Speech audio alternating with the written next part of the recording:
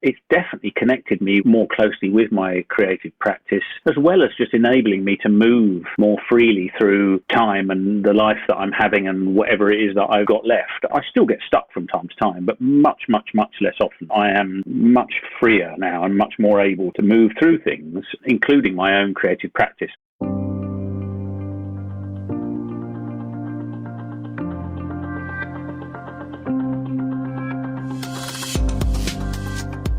Hey everybody, I'm Lori Rudiman. Welcome to Punk Rock HR.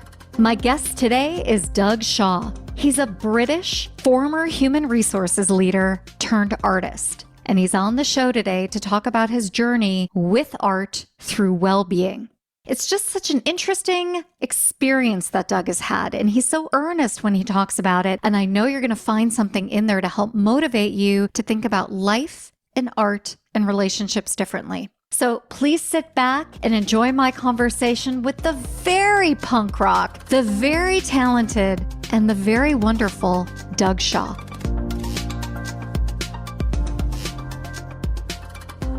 Hey, Doug, welcome to the podcast. Hi, Laurie. It's great to see you, and it's great to be here. I'm very excited about the opportunity.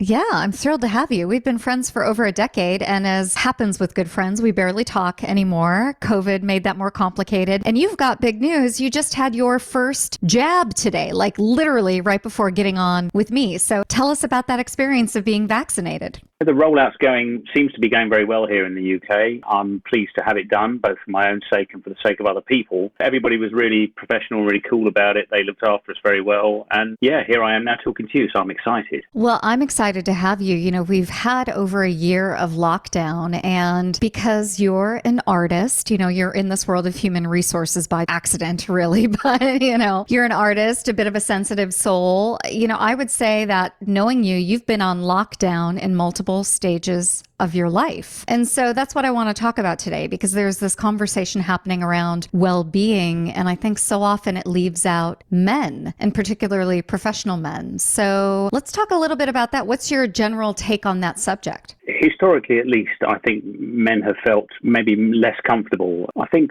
from my own personal perspective, this last 12 months or so, whilst it's been, you know, I've missed socializing and seeing people, I actually feel reasonably resilient within myself. I owe a lot of that actually to the counselling I had in the run-up to this period of time. I mean, I knew I needed counselling. I didn't know COVID was coming, but I found, bizarrely, having had some very big ups and downs in the last few years, probably triggered by the death of my father in 2012, although I didn't see it at the time. And I think another big trigger for me was something as foolish, really, as falling victim of a fraud. So my company got cleaned out just before we went on holiday, and I just felt such an idiot.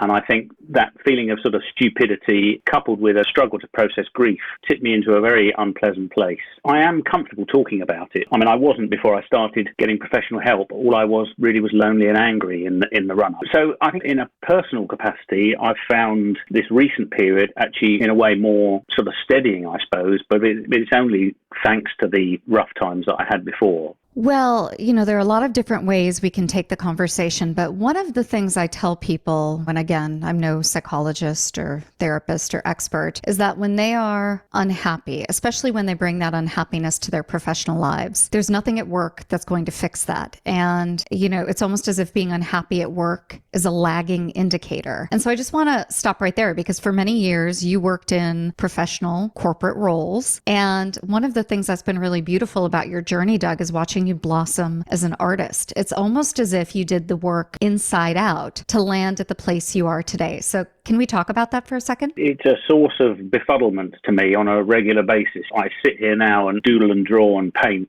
As a form of creative process, I find it extremely free and liberating, and I didn't realize it at the time, but I think I've often used it as a form of therapy in and of itself. It's quite something for me to get lost in. There's nothing wrong with what I did beforehand, but I don't think at any point did it speak to me like what I do now does. And by what I do now, I mean art for its own sake, art for the benefit of the community, and art in support of professional services too. So what I'm figuring out is that I can kind of understand or explore this path, if you like, and take it into other places that feel useful and relevant and exciting for me and other people too. So let's talk about those three different paths, because you have your art for yourself and for the creative spirit, and then you do art for the community with your art drops, and then you're also doing art in a professional way to help corporate individuals, people who are, type A, tap into their own creativity. So talk about those three different paths, and I don't know, what do they do for you? Because most people feel that their work has to be important and thrilling and daunting and interesting, right? And I would imagine that all three touch on that in some way in your life. So in terms of creative practice for its own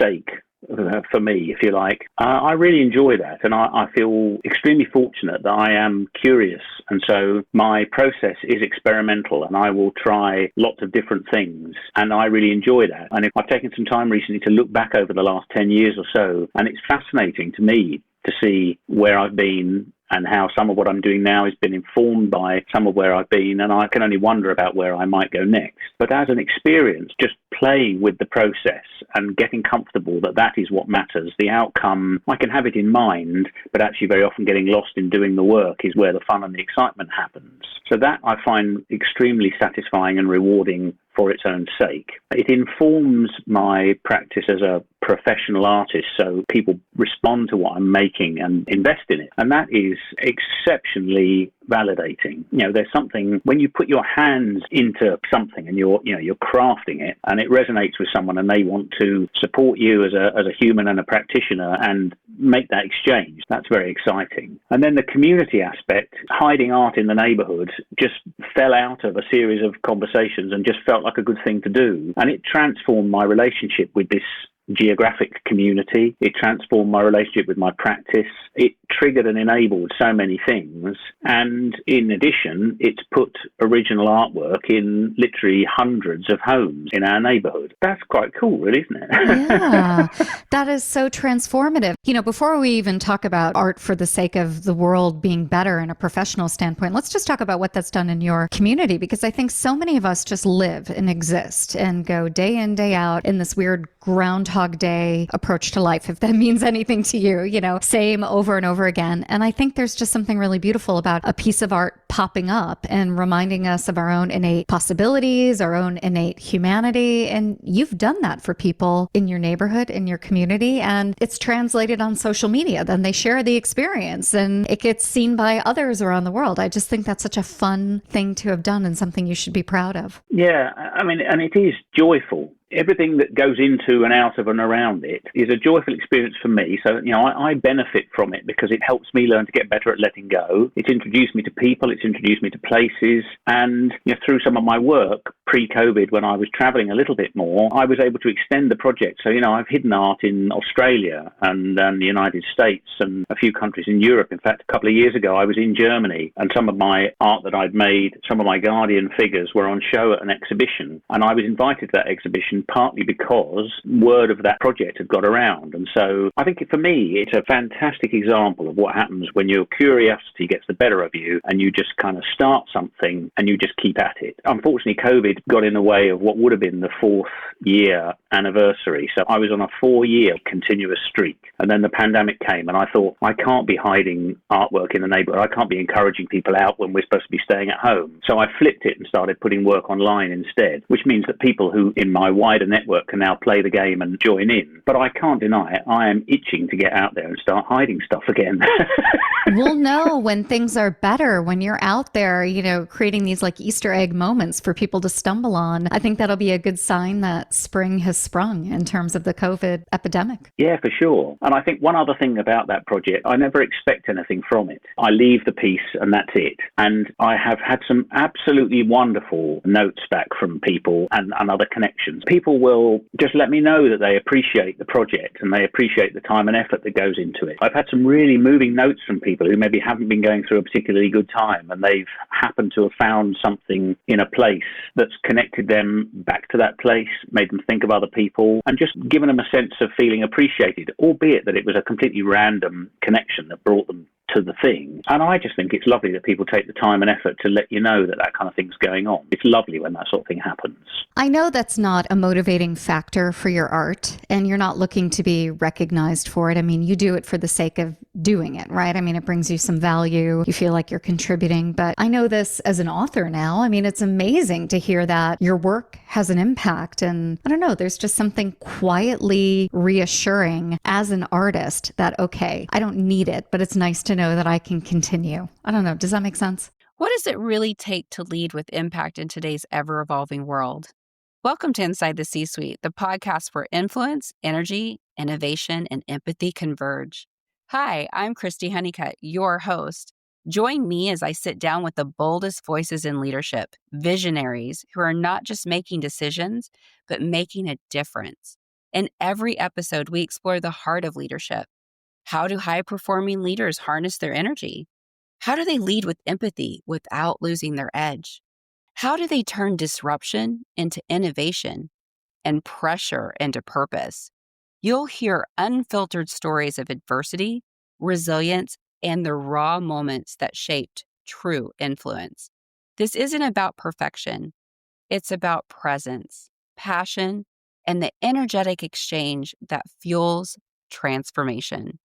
Inside the C-Suite is your invitation to lead from a deeper place with intention, connection, and courage. If you're ready to go beyond the surface and unlock what really moves leaders to action, hit subscribe and step inside. You can find us wherever you get your podcast fix. Inside the C-Suite, well, we're an energetic exchange. Let's lead with influence, live with energy, and create with empathy.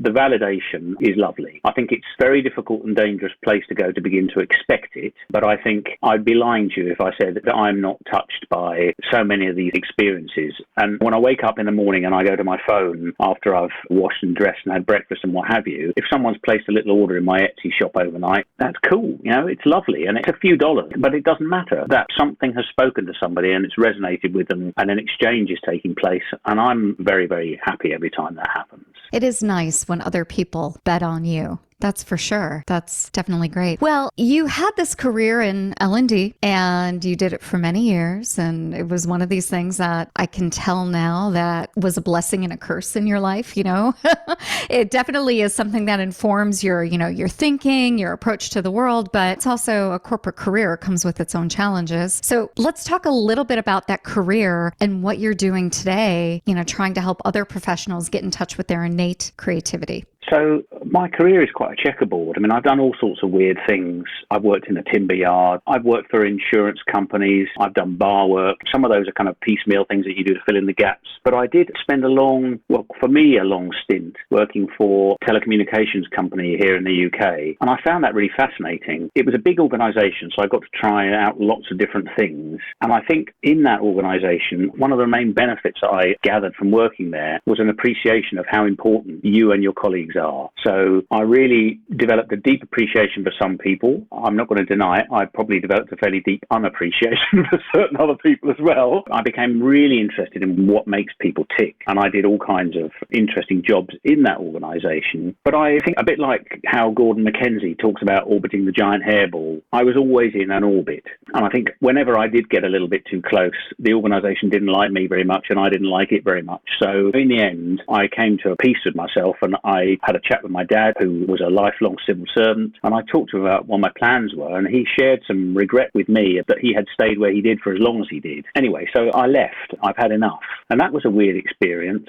You think you're on the edge of something, and you think you're alive, and then you walk out the door, and you learn what it's like not to be employed anymore. And I know this might sound silly now, but one of the weird things was just kind of not waking up at the end of every month and finding someone poured some money into your bank account.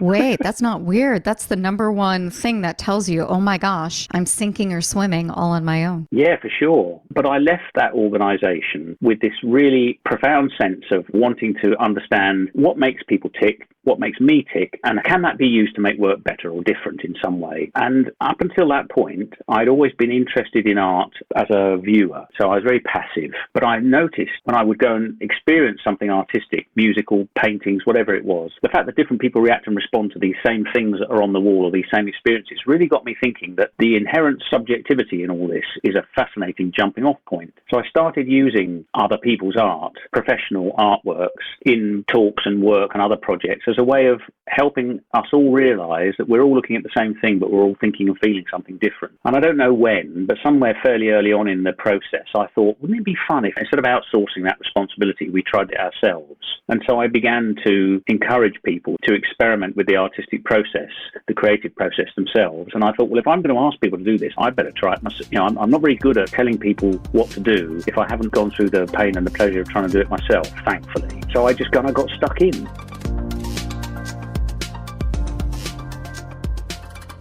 Hey everybody, Lori here to talk about my experiences as a LinkedIn learning instructor. Last summer, I had this cool opportunity from LinkedIn Learning to record 2 courses. They gave me an opportunity to teach anything I wanted to teach, and I said, okay, I have 2 ideas. The first is on self-leadership, which is the art and science of individual accountability. And the second course I want to teach is on proactively managing conflict as an employee. When you feel like you have no power and you're constantly fighting with the boss, what do? Well, I've taught a course on that. So because I went through this awesome and amazing LinkedIn experience, they gave me a free code that I can give to you. If you want to try LinkedIn Learning out for 30 days free, no obligation to see my courses on proactively managing conflict or self-leadership or anybody else's courses, head on over to bit.ly/LinkedIn PRHR. That's bit.ly/LinkedIn PRHR, all one word, all lowercase, to get 30 days of LinkedIn Learning on me,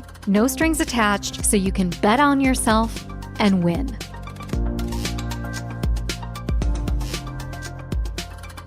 So you're on this journey and you've started creating as, it relates to your work, right? Some of the consulting opportunities, but at some point you put a flag in the ground and called yourself an artist. What was that like? Weird, and it shouldn't be. Another book I read and enjoy is a book called The Art of Asking by Amanda Palmer. In her book, she says, there's no correct path to becoming a real artist. You might think you'll gain legitimacy by going to art school, getting published, getting signed to a record label, but it's all bullshit and it's all in your head. You're an artist when you say you are, and you're a good artist when you make somebody else experience or feel something deep or unexpected. And I read that and thought, she's right, I am.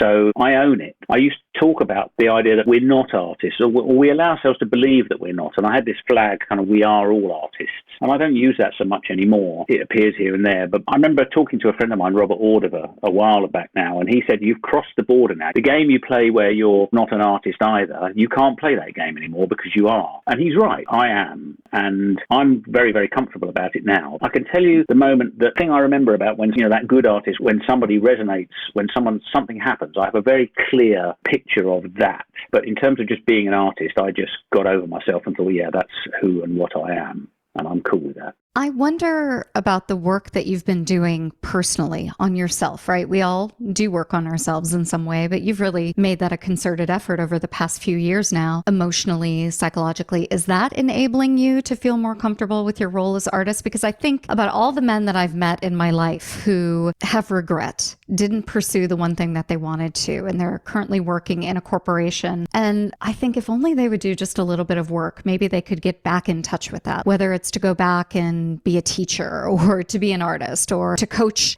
some sport for children, whatever it is. There's something holding them back. And I say, if only they would go to therapy, but I don't know if that's true. Is that part of your journey that's enabled you to feel comfortable with using the term artist? Hello, this is Michael Vandervoort from the Drive Through HR podcast, where we discuss ideas, trends, and activities that impact HR, talent, HR technology in the workplace.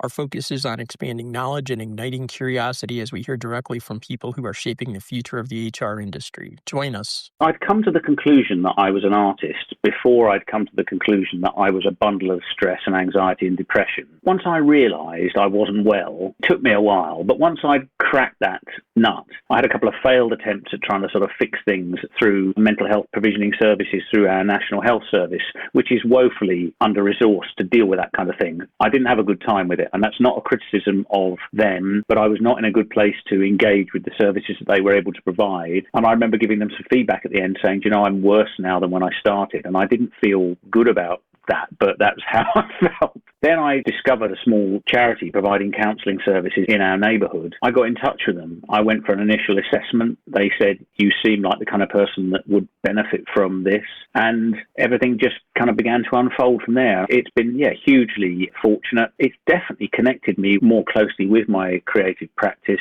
as well as just enabling me to move more freely through time and the life that I'm having and whatever it is that I've got left. I still get stuck from time to time, but much, much, much less often. I am much freer now and much more able to move through things, including my own creative practice. And like I say, really enjoy that experimental aspect of it. So what's the impact on your business? You've done this creative work, right? You've been building a portfolio of your own paintings, portraits, doodles, all the good stuff. You've been giving art away in your community. So talk a little bit about your business life these days. I had a couple of really fallow years. So the fraud and the kind of depression and everything that unlocked, I found it very difficult to work. So I think during that time, I did less of the consulting kind of work because I didn't really feel in a place of sufficient substance to be able to kind of work with people and talk with them about their problems when my own problems were just right here, right up in my face kind of thing. And as I began to feel better, I began to invest more time and effort in looking at bringing my creative practice into the kind of conference and event space. And I had some really interesting bookings coming up where I would be doing more live painting and live graphic reporting and all that kind of thing, which I love to do. And then COVID came along and just burst that bubble completely. And I'm not complaining. There's people in a heck of a lot worse situation than we are. But my wife as a self-employed swimming teacher and me as a kind of jobbing artist, all of a sudden, everything just vanished. So I'm very, very fortunate that I'm part of a community called Game Shift, and I bring some of my work to life through consulting opportunities with them, which is great fun because they're a really interesting, smart, caring bunch of people. And I've just kind of turned the wick up on what I do artistically. So, I did a really weird project last year where I designed and installed about 150 street stencils across our borough, different kind of animal motifs and things. And that was great fun, thing we call creative pavements. And that was all done as kids were going back to school last summer. It was giving them something to kind of engage with, talk about, and they were, riffing off them in their classrooms and all that kind of thing. And I loved doing that. And that sort of opportunity just wouldn't have arisen had the pandemic not come along. So these are odd times, money's tight, but we're doing okay. Things are reshaping in really interesting ways. Are you optimistic about the future of live events and coming together? I just read an article in the New York Times about this that summed it up so nicely. I miss being part of an audience, having my own experience with a speaker, a singer, a musician, an artist. So is this coming back? I think right now I have genuinely mixed feelings about it. I guess to some extent I'm experiencing a degree of reservation as a result of this persistent period of comparative isolation. I love being in those spaces. I'm frustrated because I spent a lot of time honing my practice to support those kind of events, and it went. So to some extent, I guess I'd like them to come back because I can get back into the swing of things and start reaching out to people and saying, hey, I'm really good at this stuff. I can add some real value to what's going on here. But I don't know. It's a weird one for now. I wouldn't like to call it. I'm rubbish at predicting the future. Well, that's quite all right. Most of us are. So I just love for you to join in with the other prognosticators and hear it. Well, Doug, as we start to wrap up the conversation, we've talked about the importance of well-being, of art, of learning. You've exhibited all different kinds of ways that you've pushed yourself to learn throughout your career, right? You've gone beyond your comfort zone. What do you want the audience to take away from this conversation? You're a former L&D professional. You know the world that they're in. You know what corporations are like. You've been living through this period of COVID, and you've had art to offer you a little bit of comfort. So I don't know. What do you have to say to everybody? I think just pick up a pen and doodle, for goodness sake. Try it. You might like it. If you don't, hey, who cares? But you did try it. I think there is a distinct lack of curiosity, particularly in the world of work. And I think that anything that gets people more curious is cool. Be a bit more active, be a bit less passive. If it isn't a paintbrush or a pen you want to pick up, that's fine. But pick something up that might have a chance of bringing you a little bit of joy. Well, I'd love that you're not afraid to be silly That's the one thing I love. You know, you're not afraid to take risks. And can we please tell them your story about the London Underground and your audition?